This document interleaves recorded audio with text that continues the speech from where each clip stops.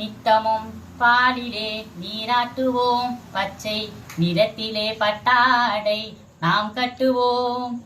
நித்தமும் பாலிலே நீராட்டுவோம், பச்சை நிறத்திலே பட்டாடை நாம் கட்டுவோம்.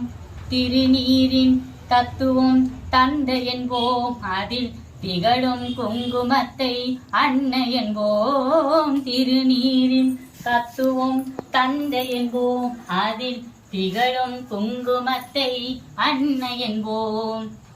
சந்தனம் மணக்குது, கற்பூரம் ஜொலிக்குது, சந்தனம் மணக்குது, கற்பூரம் ஜொலிக்குது.